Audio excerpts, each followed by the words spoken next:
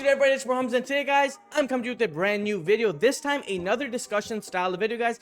It's going to be, are we headed towards a reset, and kind of the reasons why I'm saying that. Now, again, if you guys like the video, leave a like down below, guys. Follow me on Twitter, things of that nature. But without further ado, guys, we're gonna jump into the video. So one of the main topics of discussion in recent kind of terms of Yugioh is going to be these new hand traps that we're getting, like Multi-Army Perulia and Fualos, or however you call that card. And it's interesting because this card we got in info, and this card states this: during the turn you activate this effect, you can only use one Multi-Army monster effect, not counting this card. So it's interesting because like you can use an additional card each time your opponent normal or special summons. Draw one card during the end phase. If you're +6 on your opponent, shuffle random cards from your hand into the deck until equal to that sum.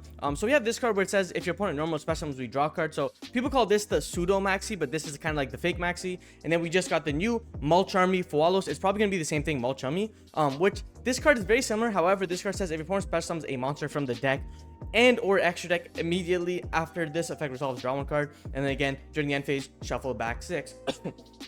So essentially the main topic of discussion is going to be, because maxi is currently legal in the OCG, the discussion is maxi finally going to get hit in the OCG? And to my assumption, it's absolutely going to be, because they cannot have maxi plus Rhoda. Right now they have maxi and they have Multi-Army, so that's going to be 3. So they have 6 essentially maxis, followed by this card. It's going to be another 3, so they're gonna have like 9 maxis. You maxi, you get this, you draw. So it's very, very crazy. The thing is, like, they do have the restriction where like if it goes +6, so a lot of people are thinking that like that's the thing. Again, like I said before, we're heading into a new format with brand new cards, kind of like hand traps that are quote unquote meta defining.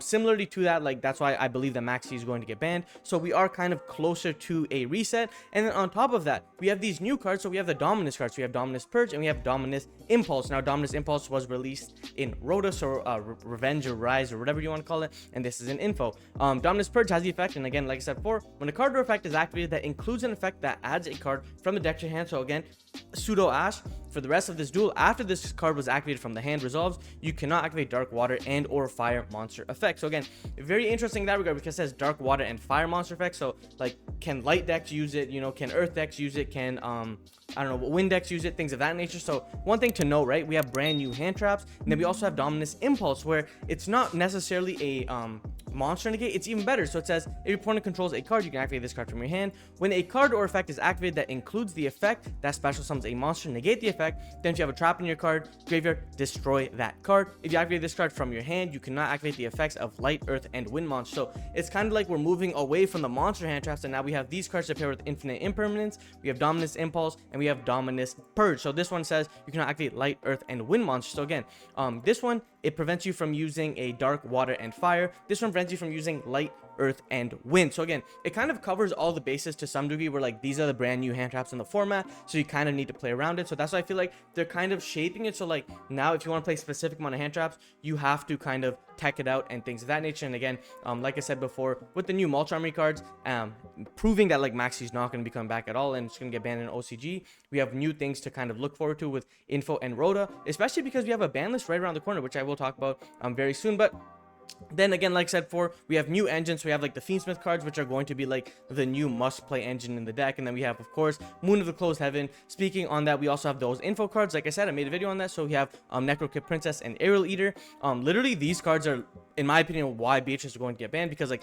Aerial Eater can get to basically do what Beatrice needs to do, but you kind of have to do like a roundabout way of doing it. So in my opinion, Beatrice is finally going to get hit because of cards like these. They're TCG exclusives as well, so I think that once we kind of hit it, OCG will kind of take the implementations. Similarly, I feel like these cards like Appaloosa has been up for way too long, and this card needs to get banned. Maybe IP can get hit on that list as well. This is just a small little thing like I'm showing. If you guys want a real ban list prediction, I will do it like probably post NAS, because that has like actual evidence behind it. But again, you guys can see here, like I was saying before, we have the new Multi-Army cards, so the new hand traps. We also, it means that maxi will be banned. We also have Infinite Forbidden, which has Dominus Purge and Dominus Impulse. And then like I said before, we have the new archetype cards, Beatrice and Appaloosa.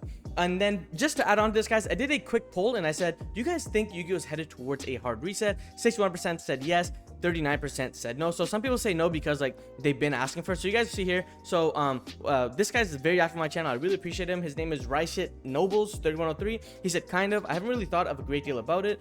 I do know that Snake Eye and Fiendsmith cards are completely unsustainable without some hits to the engine. We need a 50 card ban list for a while now, and the Mulch Army's Dominance cards are pretty interesting pieces of non-engine that are clearly meant for a format we aren't in yet, except for Perulia. That's definitely going to be played. Yeah, Perulia is for sure going to be played. I think it's going to depend on what they do with the ban list, especially since it's important enough to actually get them to communicate what we should expect. And we saw that they came out and they actually kind of shared their opinions, like, okay, this ban list is coming out, so that's big on them, so applaud them for that. Is it going to reinforce the status quo by banning a couple things from each deck so that the consistency / ceiling is a tad lower, while also peppering is very uninteresting on unbanning? So we know that unbannings are going to happen. It's just the way of Yu-Gi-Oh. We just don't know how they're going to kind of force power creep, be it new cards or old cards. And then he says, are they nutting up and finally banning long overdue cards like Shifter or D-Barrier? Are they going to go crazy with the unbans? Are they going to repeat that one ban list with no changes, forcing everyone to play Digimon? And then basically, yeah, I responded. So we have a couple people saying that it's very toxic game, especially in Master Duel where it's best of one. Like some people are saying they're going to quit. I said it's fair, but we just gotta wait and see. And then we have the other way where it says, it's not, I'm done saying this, we've been saying it. And shout out to Finian, he's a real one. And then we also have like, yeah, for sure, especially. So again, some more things. And then what I did is I quickly just wanted to search up like ban lists. So we have kind of the 5 biggest ban lists. So in my opinion, there's 2 specific ban lists that stood out. So there's the April 2015. So again, this is from TCG Player. It says, on the 2015 Forbidden Limitless, Konami finally placed the 4 Dragon Rulers on the ban list. And then they also had like cards like Dragon Ravine to return to the advanced format after being forbidden, and Sacred Sword 7 stars. So like maybe specific cards are kind of forcing us to like Snake Eye or Fiendsmith cards. Then says, at this time, decks like Cleavefort, Burning Abyss, Shaddoll, and the new Necros team were the decks to beat. So think about this, right? One deck got hit, and now 4 decks kind of came out of the woodwork and became really well. And then again, prep was limited and things of that nature. So that was a big ban list. So like I was saying before, 2015, we got 2015 right here. So you guys can kind of see the new cards that got hit, things of that nature, right? So again, like I said before, like, see, new status, it got banned. We got some limiteds with Sinister Serpent, which is kind of weird. But then unlimited, we got kind of like Tour Guide. We got preps. We got all of this, right? So this is a very, very large ban list. In my opinion, this is the way that Konami's headed. And then another one in more recent memory is going to be the January 2020 format. Now this, again, like I said, it's the official end of Thunder Dragon, Orcus, Striker, and Salamangreat. So although that was a very good format, and some people call it like one of the best formats, like Toss format, in my opinion, it was kind of something that we needed, like a quote-unquote hard reset. Again, Harpor, Mirage Shadow, Engage, Colossus all landed on the Forbidden list at the start of 2020. The sweeping change to the game's top decks forced players to either radically alter their builds or find new deck entirely. In my opinion, that is what needs to be absolutely done, like in the format. And then was supposed to set the next year of dueling, but within a few months, nearly all major tournaments had been postponed in person due to the pandemic. But if you think about it, if COVID never really hit, think about the brand new format it would have been. I remember playing this format and I'm like, man, this is amazing. So and then again, 2013 doesn't really count because that's like when they separated. But again, you guys can see that January 2020, the format was pretty nasty. So you had Electromite, which was forbidden. It was limited. Then we had Ib that was banned. That was kind of random. And then we have Harpor that was banned. We had Azeroth that was banned. We had Mirage Shadow that was banned. We had Tempest Magician that was banned for the FTK. We had Colossus that was banned. We had Brilliant Fusion that was banned. We had Engage that was banned. And then we also had Nessie to 1. We had Pancratops to 1. Shout out Pancratops. We had Serpent of Endymion to 1. We had Litho to 1. We had Card Demise to 1. We had Diagram to 1. We had Into the Void to 1. We had Pot of Average to 1. That was kind of big. We had Seconds Light to 1. So you guys can see we had Red Reboot to 1. And then we had like Deep Sea Diva. And then we had a bunch of unbans as well, like I was stating before. I just feel like personally, the way that Yu-Gi-Oh is now with like the Fiendsmith cards and the new hand traps, we are getting very, very close to a hard reset. Let me know what you guys think down below, guys. Hit me up on Twitter. I'm very active on that as well, guys. My name's Hamza, and like I always say, if you guys like the video, leave a like, subscribe if you have not already. And like I always say, guys, keep on shining everyone's dreams. Peace.